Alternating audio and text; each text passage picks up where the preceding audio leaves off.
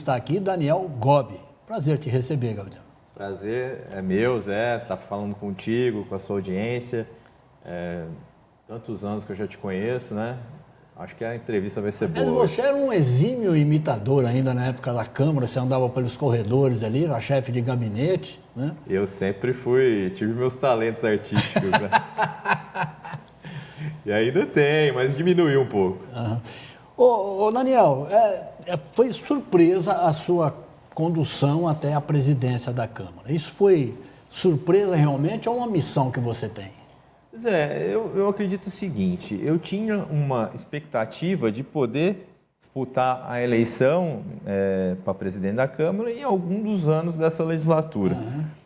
Mas tudo na minha vida, todos os cargos que eu ocupei, eu sempre tive um planejamento, fui secretário de Meio Ambiente, fui secretário de Planejamento, fui vice-prefeito, para vereador também, a gente teve que fazer um planejamento de campanha, porque a campanha para vereador acho que é a pior campanha que tem política no Brasil. Uma campanha muito íntima, muito né? difícil. Da sua cidade. Às vezes ali. A pessoa tem um laço de amizade contigo, você pode contar com o voto dela, mas na verdade às vezes ela conhece um outro cidadão lá, ou que está indo na igreja. Que é o vizinho de cima, exato. Então, assim, foi de um dia para a noite, Zé, né? O Ministério Público notificou a Câmara num prazo de 15 dias, dizendo que não concordava com o terceiro mandato do ex-presidente Isaac Antunes.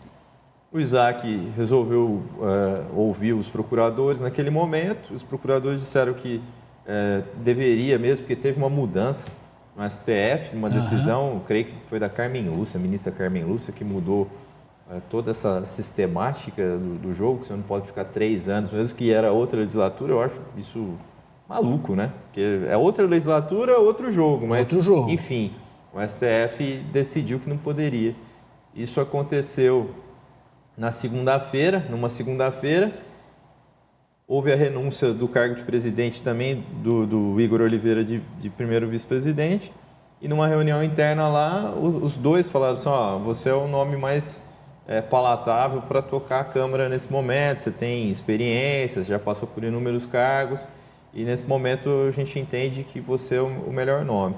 Naquele momento, eu não pude passar por aquele planejamento dos cargos que eu sempre ocupei. Eu não fugi da responsabilidade naquele momento e aceitei. Isso foi na segunda, eu falei, mas quando que é a eleição? É na quarta. Eu falei, meu Deus, então eu tive 2 dias para ocupar a presidência da Câmara. Mas você assume com uma bagagem invejável, uma boa bagagem. Você já foi vice-prefeito, né? Que é um cargo de executivo. Você, como executivo também, você foi secretário de 2 pastas importantes, né? Em governo. Pastas complicadas também, complicadas, né? Sem dúvida. Mas o poder legislativo, a Câmara de Vereadores, é um poder totalmente diferente, né? Você é uma casa totalmente mas política. Mas exige um pouco de executivo também. Sim, né? Mas ela é uma casa política. Sim, quando você fala em política, política, cada dia a nuvem está para um lado. Não é que nem na gestão pública, né? Apesar de você estar na gestão pública, você tem a Câmara ali como órgão fiscalizador, a própria imprensa, hoje a rede social, que é uma máquina, né? Mas na Câmara é um poder diferente. Então, é uma história diferente hoje que eu sigo.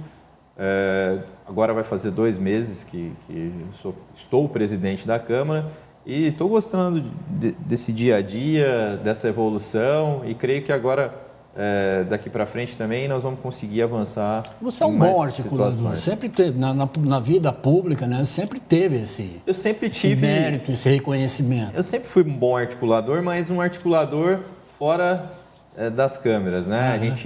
Eu gostava dos bastidores. E a partir do momento, em 2020, que eu disputei a eleição para vice-prefeito, eu tive que sair dos bastidores e ir para frente, colocar minha cara. E agora, ali na Câmara, é mais uma oportunidade que eu tenho de poder desenvolver ainda mais essas questões de articulação política. Ribeirão Preto vive um momento em que a gente vai ter eleições estaduais, né? Nós temos alguns personagens, também vereadores, que disputarão a eleição para deputado, então a gente tem que conduzir a Câmara com maior transparência, com maior calma, com maior sabedoria, para que a gente possa terminar esse ano melhor do que nós entramos. Você assume a Câmara exatamente num momento muito difícil da vida legislativa em Ribeirão Preto. Uma Câmara que já teve essa atual, 3 vereadores já em cursos em falcatruas, essas bobagens todas, um deles afastado por quebra de sigilo parlamentar, outro cassado recentemente, que foi o caso do Lincoln Fernandes, e realmente, e na bica das eleições, né? São eleições gerais, eleições do Brasil todo, mas que pegam aqui. Muitos dos seus pares hoje de plenário vão ser candidatos a deputados. Zé, eu sempre digo o seguinte, a Câmara ela não é um tribunal de inquisição. Muitas pessoas perguntam, por que do vereador A foi de um jeito, do vereador B é de outro? É que naquele momento o presidente da Câmara recebe o pedido de cassação. Né? Foi uma chuva, né? Nos dois anos que eu estou lá, 1 ano e meio, tivemos vários pedidos de cassação. A gente tem que ler se tiver tudo correto no pedido, que eu falo assim, com o título de eleitor, com a tipificação. As vírgulas estiverem no lugar certo. Você tem que ler no dia, Zé. Você tem que ler no dia. E aí, eu te falo, tem casos que você tem mais provas, que está acontecendo antes do pedido de cassação, que dão mais argumentos para os vereadores poderem votar. Nem todos ali têm conhecimento jurídico, nem todos ali sabem os ritos processuais, e é muito difícil. A gente, quando ganha a eleição para ser vereador, nós não estamos ali para caçar colega nenhum. Então, cada dia que passa... Até porque há um peso, né, em cima da própria Câmara, em cima do próprio Legislativo, quando se caça um dos pares. Sim. Há 15 anos não se caçava um parlamentar. Em Ribeirão Preto agora se caçou. Então, a minha presidência tem o papel, principalmente, de tocar o que já estava sendo feito no ano passado, nesse ano, pelo presidente Isaac, que me apoiou nessa eleição para presidente, né? Ele que indicou meu nome para presidente da Câmara. Nós vamos ter que seguir ainda mais forte no sentido de colocar a Câmara discutindo problemas da cidade, fiscalizando. Hoje mesmo, nós vamos instalar uma CPI da iluminação pública. Esse é o papel dos vereadores e é isso que nós vamos garantir que os vereadores possam trabalhar na principal função que eles foram eleitos, que é fiscalização e também propositura de legislação e todas essas questões que faz parte da competência do vereador. Eu vou reservar, daqui a pouco nós vamos falar sobre essa CPI aí a ser montada. Mas qual o maior desafio que você encontrou como presidente da casa? Eu assumi num momento onde a gente tinha um processo de cassação, um processo muito complicado, né, onde a gente tem que dar para o denunciado toda a ampla defesa, o direito à ampla defesa, o direito ao contraditório. Nós estamos com uma obra no plenário da casa também, no Salão Nobre, que nós precisamos terminar essa obra para que a Câmara possa ser aberta novamente para a população. As sessões online, elas acontecem, mas nada melhor do que aquele calor do momento, né, Zé? Das pessoas poderem ir lá no plenário. Então, a gente tem várias missões nesse resto de ano que eu vou ficar na presidência da Câmara, para que a gente também possa evoluir ainda mais a Câmara Municipal de Ribeirão Preto. Você começou dizendo que você estava se preparando para ser candidato já no próximo ano, não nesse, né? Não é nem no próximo ano, poderia ser um ano para frente. Quando você... Mas isso não te anima a permanecer na presidência? Eu acredito que, Zé, eu sempre sou um cara que penso passo a passo. Eu aprendi uma coisa na vida que não adianta você ficar almejando muito o futuro, você tem que viver um pouco o presente para que você consiga entregar situações que, se você ficar pensando muito para frente, você acaba não colocando a mão na botija. São situações que, às vezes, eu terminar esse ano, é possível que não venha para a reeleição de presidente da Câmara no ano que vem, porque atingir aquilo que eu gostaria de atingir, que é entregar a obra da Câmara, melhorar ainda mais a comunicação da Câmara, melhorar o que precisa ser feito. A Câmara de Ribeirão Preto é muito transparente em todos os dados. Você pode entrar lá, qualquer gasto da Câmara, você consegue acessar por gabinete, por vereador. Isso, na Prefeitura, é super difícil. Se for pesquisar um contrato no portal de transparência da Prefeitura, meu Deus, é uma coisa muito complicada. Agora, na Câmara, é fácil. Mas a gente tem sempre oportunidade de melhorar e aprimorar e fazer com que a nossa gestão melhore ainda mais, junto com a mesa diretora, né? Hoje eu sou presidente, o meu primeiro vice, Isaac Antunes, o segundo vice, Maurício Gasparini, o primeiro secretário, Danilo Scott, e agora nós vamos eleger o segundo secretário hoje, né, que nós estamos gravando na segunda-feira. Deve ser o Scandiuzzi. Em tese, sim, até por uma questão partidária, né? Nós temos eu sou do PP, do Progressistas, Isaac do PL, o Maurício Gasparini do União Brasil. Aí você tem o primeiro secretário, Danilo Scott, que é do MDB, e o PSD não estava contemplado na mesa. Então, nada mais justo do que algum vereador do PSD, e pode ser que seja o Rangel Scandiuzzi. Bom, você tinha já essa visão do lado de fora, não como presidente, né? Como parte da mesa, mas não como ali presidente. Como é que você vê o legislativo hoje? Como é que você analisa? Eu acredito o seguinte... Pode analisar politicamente, porque você falou que é uma casa política. E uma é. Casa política. E é. Né? Se você pegar a Câmara de Vereadores de Ribeirão Preto, também a Câmara de Deputados, né, Federal, você pegar o Senado Federal... Espero agora que continue sendo assim. Eu sou a favor da política. Você percebe que no âmbito federal, depois, quando foi o presidente Bolsonaro, e você tinha a figura do Arthur Lira como presidente da Câmara dos Deputados, foi delegado ao presidente da Câmara essa questão do orçamento secreto, a questão de verbas, uma quantidade de bilhões extraordinárias, né? E o poder do presidente da Câmara naquele momento, federal e também do Senado, você percebe, o Davi Alcolumbre, ele falou que não queria a indicação do Jorge Messias para ministro do STF e não passou. Acho que aqui no âmbito municipal, a gente serve mais como garantir para todos os vereadores que eles possam trabalhar. A cidade precisa evoluir muito, Zé. A gente tem problemas estruturais muito grandes. Você pega a educação de Ribeirão Preto, 45% dos jovens que deveriam ter sido alfabetizados não são. Nós temos problemas estruturais ainda na saúde, apesar que evoluiu um pouco essa gestão na saúde, com contratação via, mesmo que seja a Fundação Santa Lídia, né? Mas a gente ainda tem muitos profissionais na saúde que estão 4 horas, poderiam estar 8 horas com dobra de carga, pessoas que são os funcionários públicos, né? Então a gente tem uma série de situações, a questão da zeladoria urbana. Eu acabei de sair do Orestes Lopes de Camargo, nós temos lá uma questão de zeladoria calamitosa, que assim, é papel da Câmara. Nós precisamos cobrar o Executivo para que ele melhore os serviços públicos, né? A gente acaba percebendo que a imprensa, muitas das vezes, divulga, né? Olha, o bairro tal tá muito abandonado, e aí a imprensa acaba fazendo esse papel, que é papel do vereador, e os vereadores eles têm feito, sim, via requerimento, indicação, e a gente vai ainda mais melhorar essa comunicação para que o trabalho do Legislativo possa chegar lá na ponta. Eu estou vendo que você não mudou o seu discurso, não mudou a sua forma de interpretar o próprio governo municipal, né, aqui em Ribeirão Preto.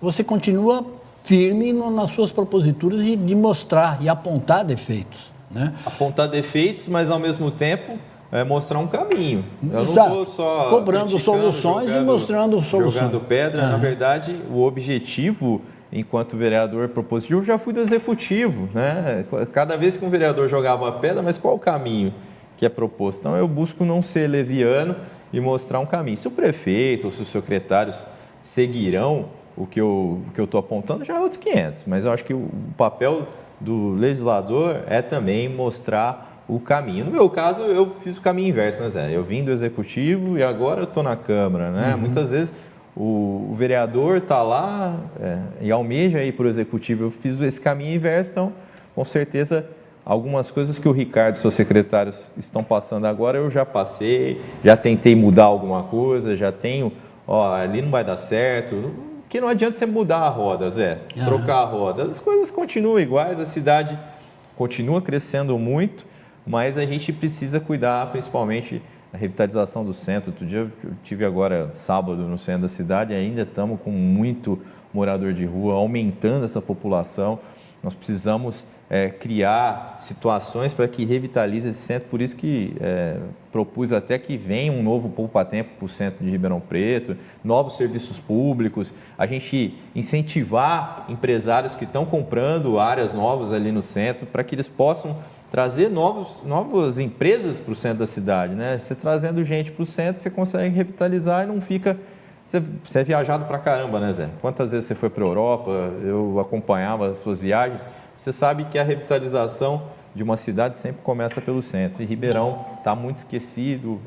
Eu deixei um projeto na prefeitura via BNDES praticamente pronto e a gente não percebe ainda nenhuma movimentação da prefeitura para que esse projeto, por exemplo, do BNDES, bancado pelo governo do estado de São Paulo, 4 milhões de reais, esse estudo acabou não andando, né? A gente percebe que vai mudando os governos, a gente vive em democracia. A cada 4 anos a gente tem uma eleição, mas muda o governo, acaba, aquilo ali era do governo passado, eu não vou mexer, e as coisas vão ficando, e quem sofre é a população de Ribeirão Preto, né? Não é um caso isolado de Ribeirão Preto, é no Brasil inteiro, no mundo inteiro, né? Onde nós tivemos, onde a gente tem democracia, onde ditadura, essas coisas, não acontece esse tipo de coisa, mas com certeza essas mudanças de governo atrapalham um pouco andar as coisas boas que estavam sendo tocadas. Você falou que veio do Executivo, que é uma verdade, você foi eleito vice-prefeito do governo anterior do Duarte Nogueira. Você se sentiu traído na hora de avançar e concorrer à própria prefeitura? Zé, Por quem? Porque você teve ali o Nogueira que não conseguiu se sensibilizar com a sua candidatura. E depois teve o próprio PP, com o Maurício, como é que chama o teu Maurício Neves. Maurício Neves. E o Ciro Nogueira. Hã? E o Ciro Nogueira também. E o Ciro Nogueira, que acabaram te brecando, cortando da forma mais esdrúxulas possíveis, né? Destituindo a própria direção do PP em Ribeirão Preto. Ô Zé, eu passo assim na minha vida daquela seguinte forma. Estranhos são os caminhos do Senhor, né? Deus sempre governou a minha vida e eu acho que naquele momento eu costurei, eu trabalhei, me coloquei o meu nome à disposição partidariamente, mas eu entendi que política você não faz sozinho. Você tem o teu grupo, mas sempre...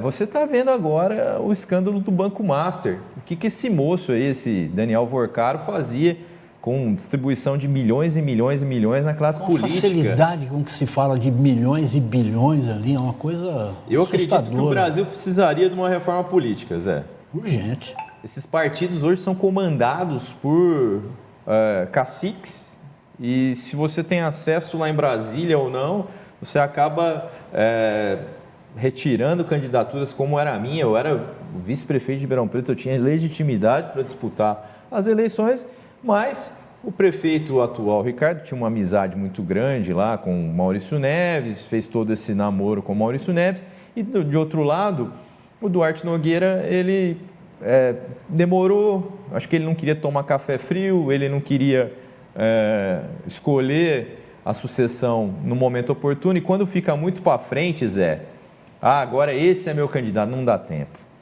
Não dá tempo e ia acontecer.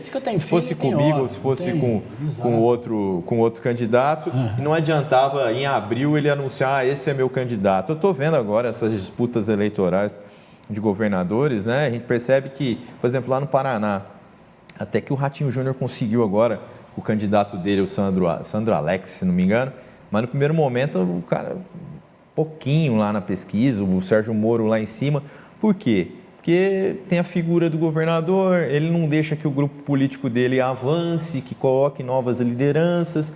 E assim, o narcisismo da política brasileira é muito grande, né? Então, você depender de uma figura política, por exemplo, o prefeito Duarte Nogueira na época falou, Daniel Gobi é o meu vice, ele vai ser meu candidato. Isso não ocorreu. Eu tentei migrar de partido na época, porque eu percebi que tinha um movimento partidário no PP, em âmbito estadual, que não estava muito favorável à minha pessoa, apesar de ter 20 anos filiado ao Partido Progressista, já passei. Tem gente que chegou agora lá que está mandando, que eu tenho muito mais tempo de casa, Zé. Mas assim, A vida é uma assim. falta de respeito com as bases, né? As bases não respeitam, né, Zé? Infelizmente, mas assim, a política e o mundo é redondo. A hora de cada um pode chegar.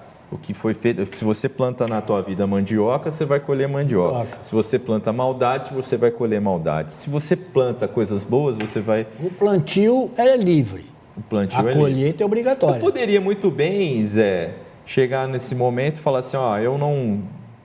Até abandonado a política. Eu tinha essa oportunidade também de não ser candidato a vereador, mas eu entendi que eu tinha me preparado tanto para disputar aquela eleição para prefeito, conhecido tantos os problemas da cidade.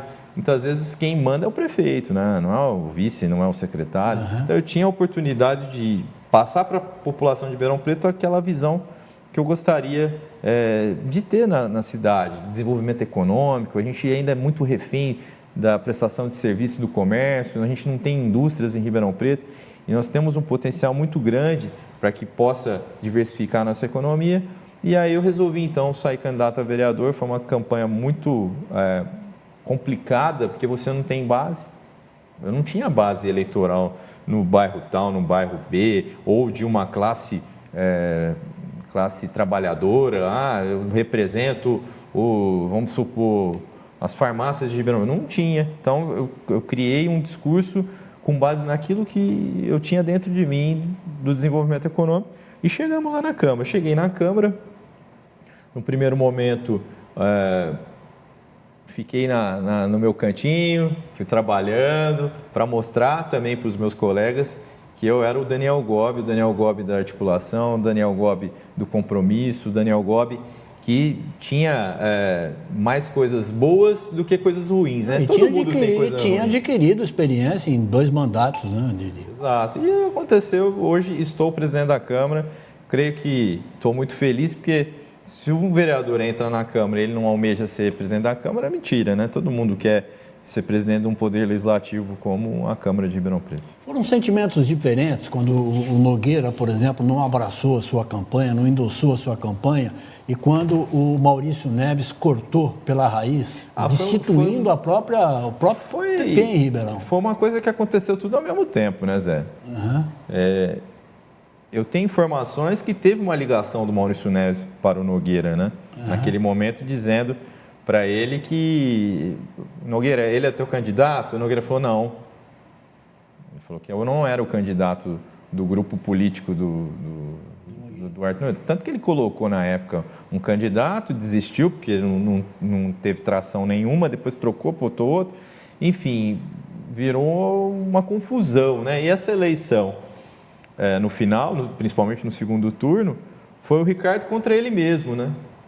Porque era uma rejeição à política e o candidato na época, o Marco Aurélio, ele pregava a não política, né? Agora, como é que vai ser esse ano, por exemplo, Zé? Será que nós vamos continuar a negação à política ou não? Não sei, vamos ver. Em outubro nós vamos ter a resposta nas urnas. Mas com toda essa bagagem, com toda essa vivência que você tem, essa própria colocação sua de querer disputar a Prefeitura de Ribeirão Preto, não te anima a sair como deputado? Não, Zé, eu nem cogitei de sair deputado, porque eu já tomei a intervenção em 2024. Em 2026 eu vou querer ser candidato pelo Partido Progressistas, que é liderado por um presidente estadual que não é afeito a querer que o partido cresça. Mas você falou agora há pouco que você tinha, em determinado momento, eu até mudaria de partido. Hoje eu não posso, né? A gente tem a questão da filiação partidária e já sabendo disso em 2025, quando assumi a Câmara, eu já coloquei o meu propósito de cumprir o meu mandato. E cumprir o meu mandato com proposituras, com fiscalização, para que eu possa botar todo o meu conhecimento à disposição do meu mandato, né? O meu mandato é aberto às entidades, recebi o 2030 agora também, para debater toda essa questão da nossa cidade. A gente tem colocado todas essas situações à disposição, porque eu coloquei um propósito que eu ia cumprir os 4 anos de mandato como vereador. Agora, como é que você vê a sua própria iniciativa, por exemplo? E agora vamos falar maior, em vez de falar do Maurício Neto, vamos falar do Ciro Monteiro. Nogueira. Ciro Nogueira.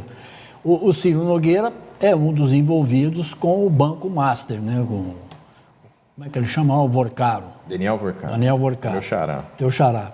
Com muito mais dinheiro. Com certeza. Mas eu não queria estar na situação e que ele muito tá. mais processo também, sem dúvida.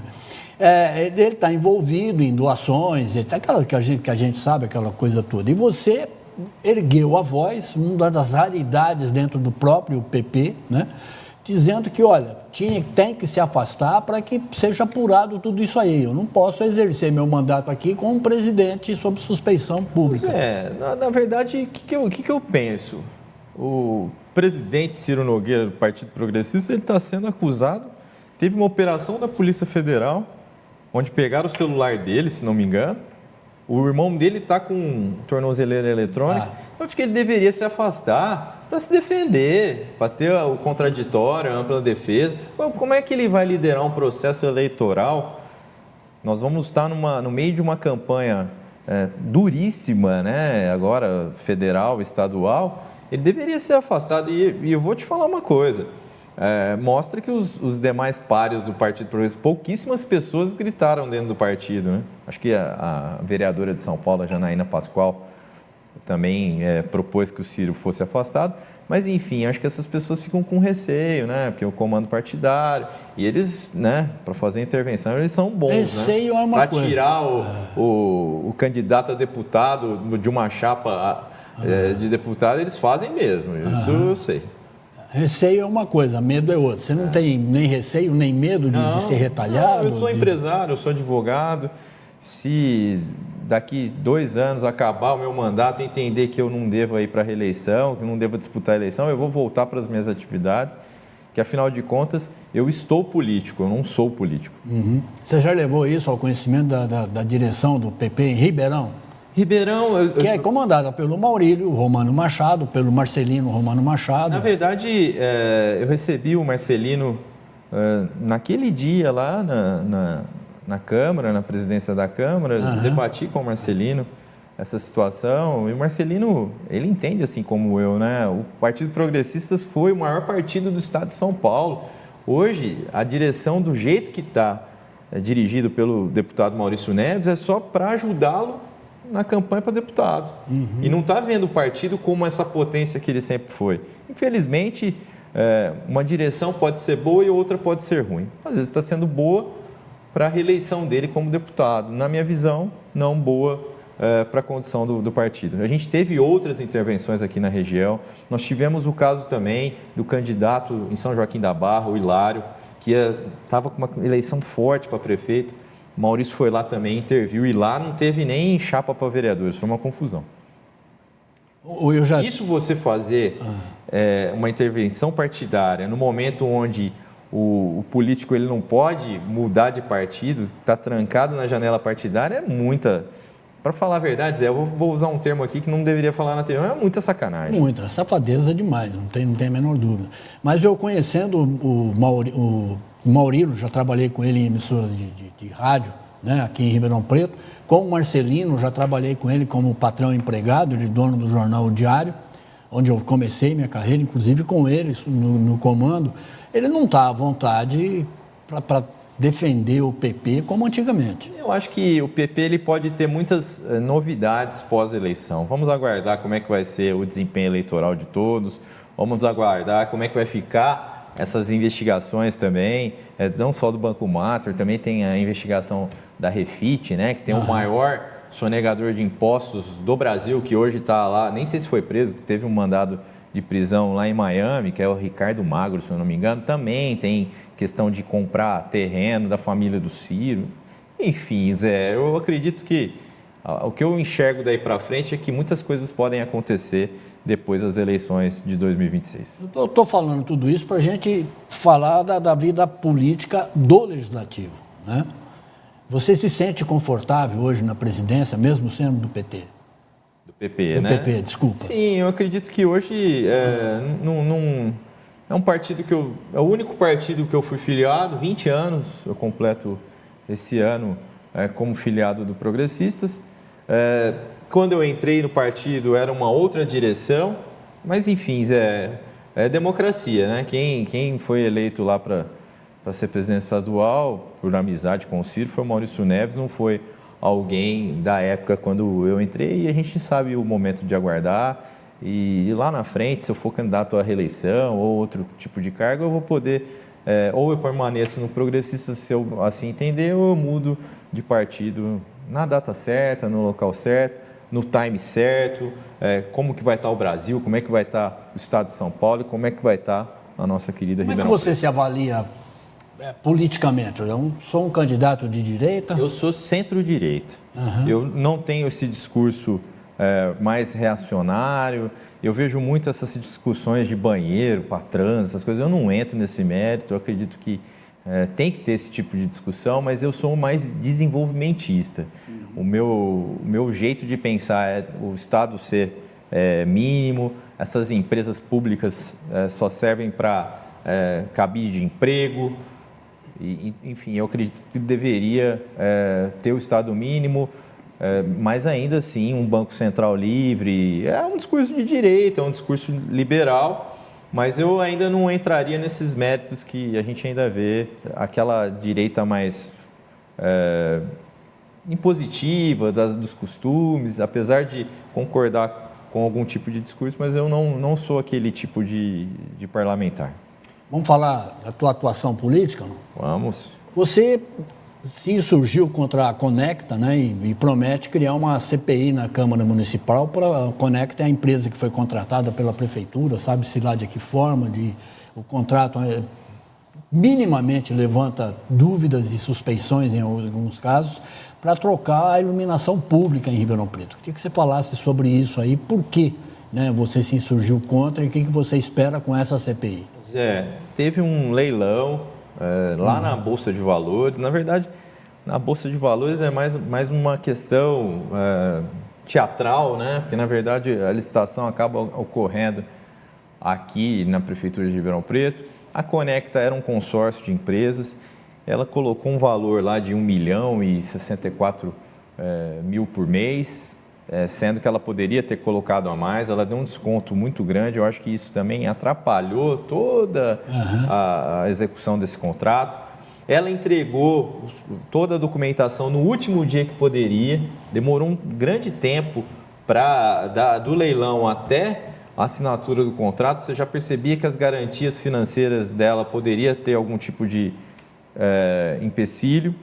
Mesmo assim, na época, o Antônio da Azabut, que era o secretário de governo do Duarte Nogueira, tocou para frente com a Conecta, porque deveria chamar a segunda colocada, enfim, ele resolveu manter. Durante 6 meses de 2024, ela não fez absolutamente nada, apenas o levantamento cadastral da nossa rede, nosso parque de iluminação.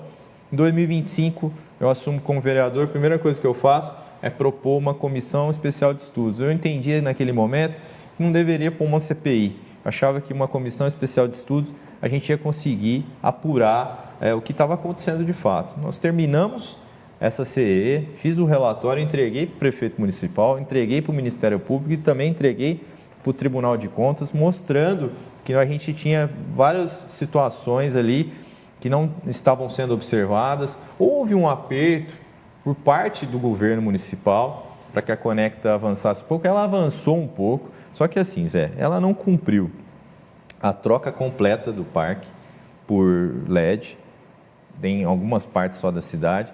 Tem LED que foi trocado que já está queimado.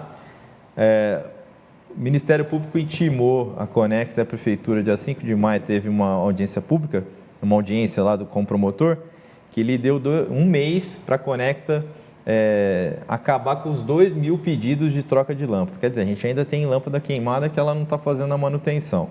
Tem algo errado nisso. Nós também recebemos informações que ela não tem pago na data ou está com problema de adimplemento das terceirizadas. Enfim, a CPI é nesse objetivo.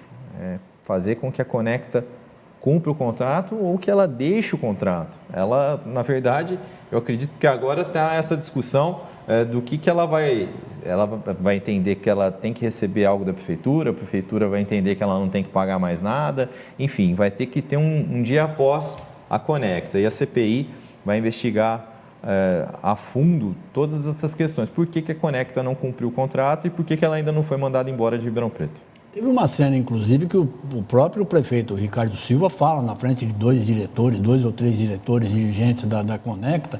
Ele levanta a voz, ergue o tom de voz, coisa e tal, distrata os presentes ali e diz que se bate na mesa é o fim dos problemas.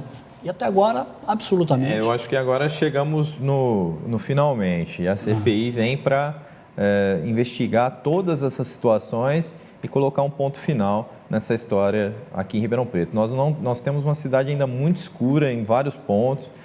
Tem locais também, Zé, que você tinha 2 braços de luz, mesmo que a lâmpada seja aquela amarelada, depois ela tira 2, vira 1 braço. Quer dizer, que melhoria que a gente teve na iluminação pública. E fora isso, né, Zé? Passou um projeto de lei na Câmara lá em 2023, aumentando a contribuição de iluminação pública. Acho que arrecada cerca de 8 milhões por mês. Seria 1 milhão para a Conecta, 2,5 milhões a 3 para pagar a CPFL da energia consumida e o restante. Agora o prefeito mandou, na época, um projeto de lei para a Câmara para que esse valor também pagasse a questão das câmeras de segurança, que é um projeto que ele está implantando na cidade de Ribeirão Preto. Quer dizer, já fugiu um pouco o foco, né? A gente tinha o foco da iluminação, agora está indo para câmeras e a gente não terminou a iluminação e nós já estamos indo para... Não tem começo, meio e fim, né, Zé? Outra coisa que transformou você em assunto foi a troca, né, a permuta, né, entre um terreno super bem avaliado na zona sul de Ribeirão Preto pelo Colégio Marista, aqui no centro da cidade, que supostamente, segundo o prefeito Ricardo Silva, seria transformado num centro administrativo.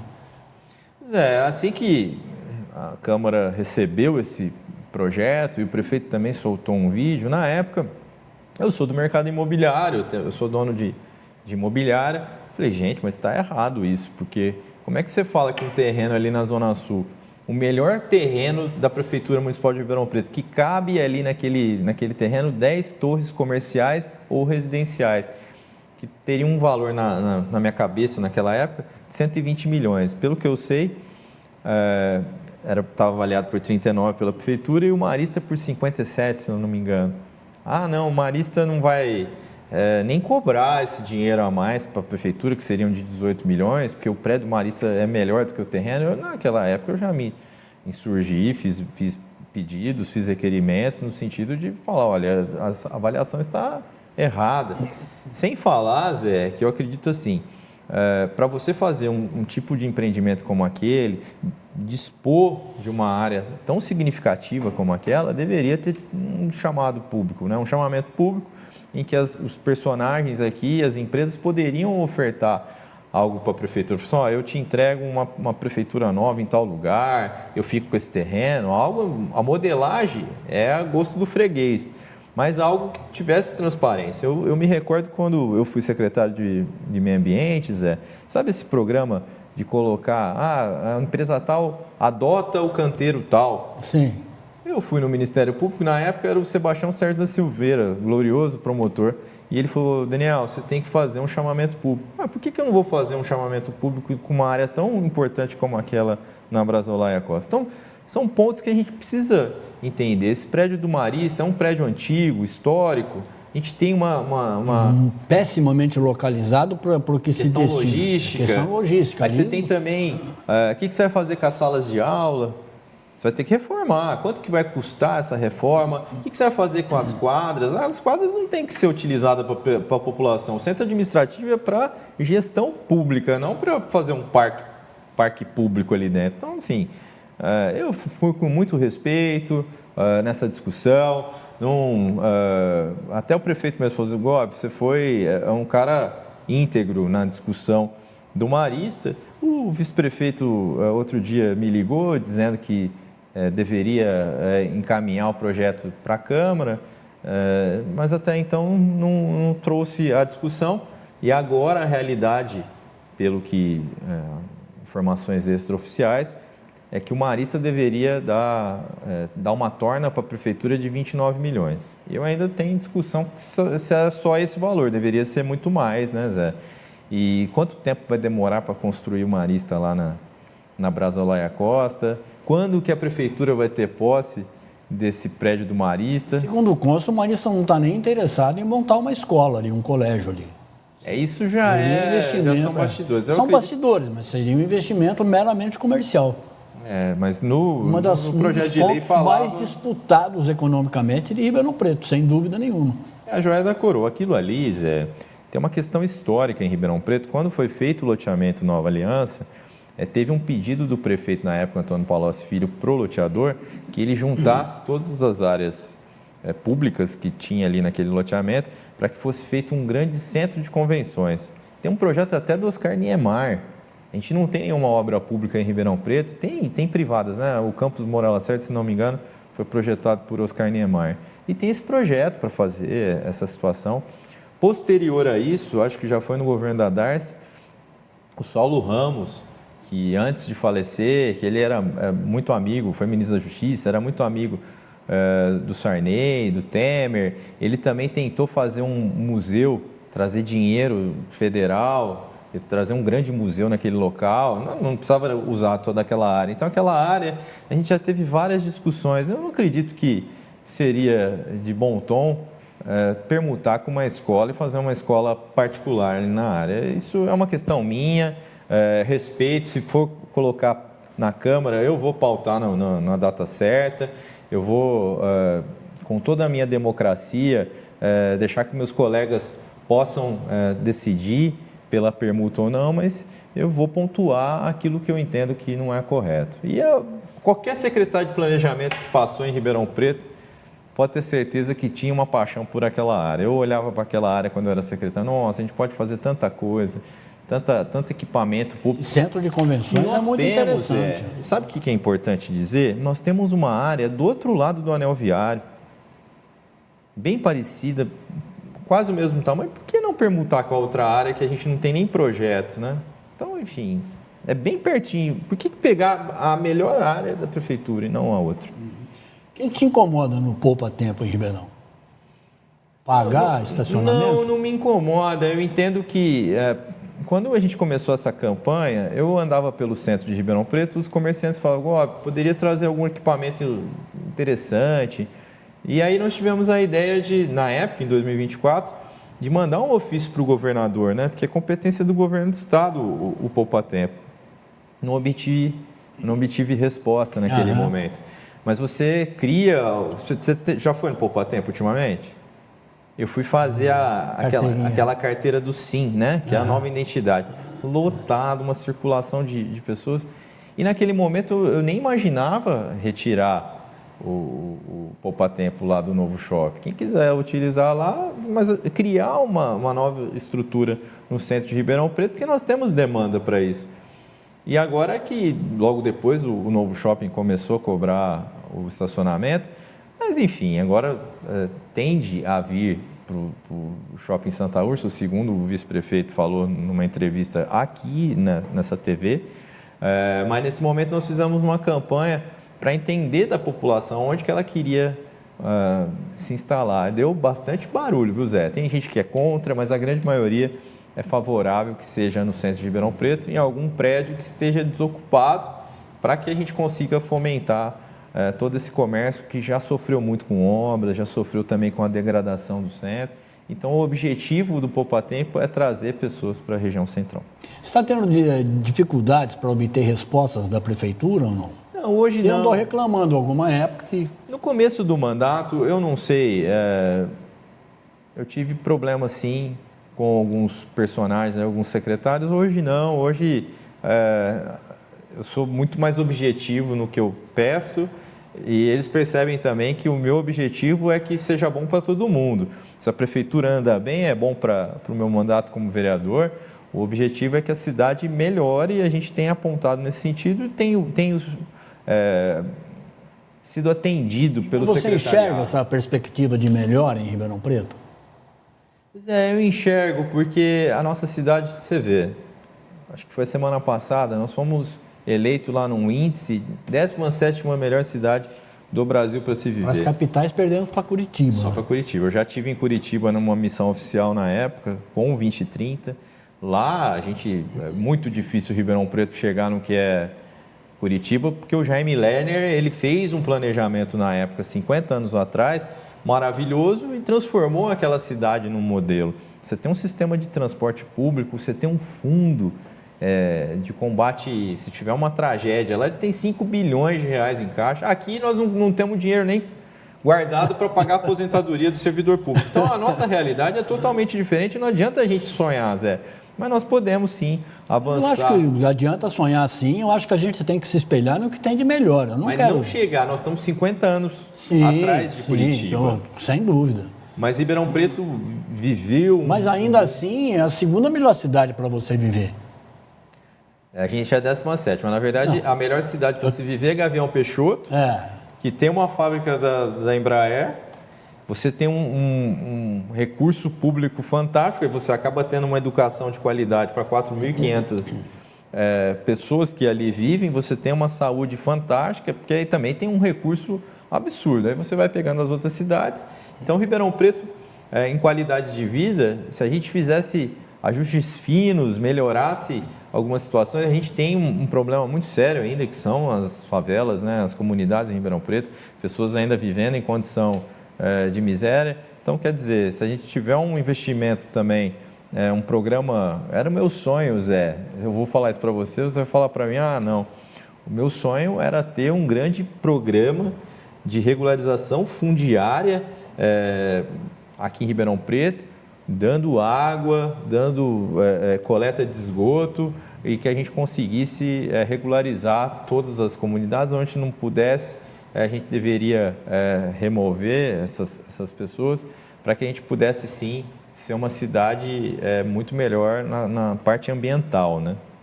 Você se sente mal informado, como qualquer cidadão comum, quando a prefeitura vem, através da Secretaria de Bem-Estar Social, que não tem um secretário fixo ou secretária, né, nomeada, está interino, que é o da saúde, né? Maurício Godinho. Maurício Godinho da saúde, quando ela diz que não sabe quantos são as favelas, quantas são as comunidades. Zé, não é absurdo que em pleno século XXI nós não conseguimos contar se nós estamos entre 110 e 130. Eu acredito que hoje deva estar beirando 130 comunidades, mas eu acredito que Ribeirão Preto, por ser uma cidade muito acolhedora, todas as igrejas que você participa aí, paróquias, também as igrejas, outras religiões também, tem sempre algum ativo de acolhimento, né? Muitas têm as quentinhas da madrugada e tudo mais. Ribeirão Preto é uma cidade muito acolhedora e a gente acaba recebendo muitos moradores de outras cidades que vêm em condição de rua para cá, ficam na rua na mendicância. Isso é muito complicado, vencer esse obstáculo. Você vê lá em São Paulo, o governo do estado ele meio que entrou no centro de São Paulo, acabou com a Cracolândia, mas esses moradores eles migraram para outro local. Não foi uma migração automática para casas de internação e tudo mais. Então é um problema hoje, eu acho que estrutural do Brasil inteiro, mas me incomoda, assim, Zé, a assistência social não fazer o trabalho que de fato né, de acolhimento e para que Nós a gente... não temos um censo de quantos somos gente que mora em situação de rua. A gente tem uma perspectiva, uma expectativa de 2.500 pessoas. É muito mais.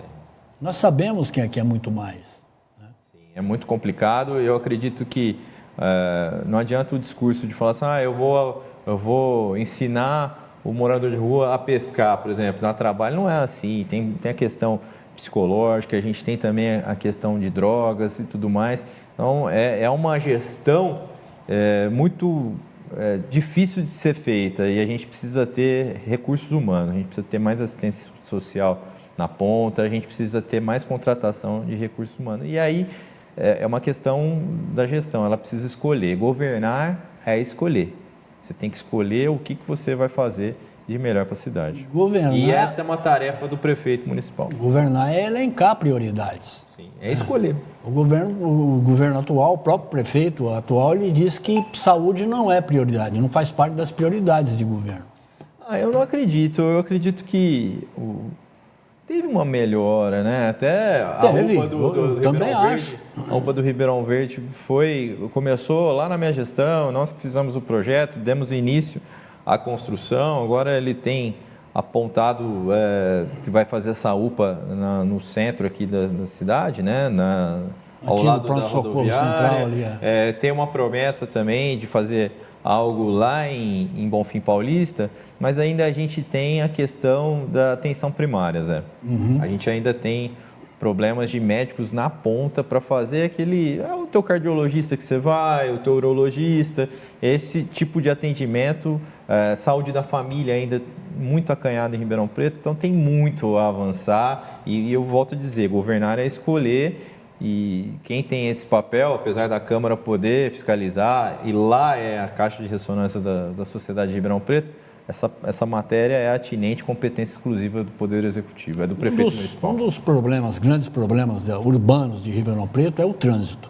Ribeirão Preto se orgulha e tem um ufanismo de dizer que o mês de março, por exemplo, marcaram 2 mil emplacamentos de veículos novos. 700, em torno de 700 eram motos, portanto 1.300 carros zero que foram jogados na praça.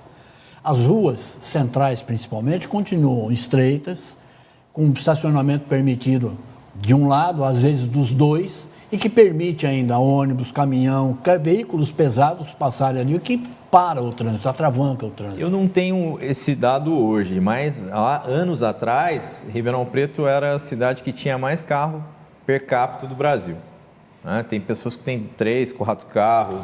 E a deduzir pelos números continua sendo, né? E assim, você percebe esse crescimento exacerbado de emplacamentos de novos carros. Eu sempre digo o seguinte, o Ribeirão Pretano, ele vai para o mercado de trabalho, a primeira coisa que ele faz é ganhar um dinheiro para comprar uma moto, depois ele compra um carro. E o nosso sistema de ônibus sofre, né? Mesmo com essa mudança toda, com relação aos novos ônibus, com ar-condicionado, que nossa cidade é muito quente. Mesmo assim, a gente não viu um aumento nos usuários, né? Mesmo dando qualidade maior para o usuário, a gente não viu esse aumento. Eu acho que são 80 mil passageiros por mês, mais ou menos, ou por dia, não lembro. Isso de transporte coletivo, que caiu muito. Caiu muito. Até quando a gente vai continuar subsidiando isso? Tem que ser, essa matéria tem que continuar sendo subsidiada, senão o sistema não fica de pé. Infelizmente, a prefeitura vai ter que continuar dando esse subsídio, até para não aumentar muito o valor da passagem, porque você, além disso, você tem além de não aumentar o número de passageiros, você vai diminuir, você vai ter mais problema na mobilidade. Mas Ribeirão, mas no momento de pico, nos horários de pico, né? Eu tenho um cunhado que mora em São Paulo, de vez em quando ele vem para cá e de manhã falou, cara, lá em São Paulo o trânsito começa às 8 horas da manhã, aqui é antes. Eu falei, não, aqui é antes porque as escolas. Abrem às 7 horas da manhã. E aquele vucu-vucu, aquela cidade com um monte de gente na rua, depois, durante a manhã, fica tranquilo, na hora do almoço volta a ter problema. E depois, às 6 horas da tarde, você tem os problemas de gargalo. Infelizmente, para melhorar essa mobilidade na nossa cidade, eu não vejo tanta solução. A gente tem algumas obras de arte prometidas pelo governador do estado, que a cidade foi crescendo. Você tem as rodovias, você tem o anel viário, que são estaduais e você está sob concessão, né? Outro dia o governador esteve aqui e prometeu de novo que vai fazer as obras, né? Então, eu tô que nem São Tomé que fala, né? São Tomé, vê para quê? Vê para crer, para de fato a gente ter ou então o Silvio Santos, né? Eu só acredito vendo.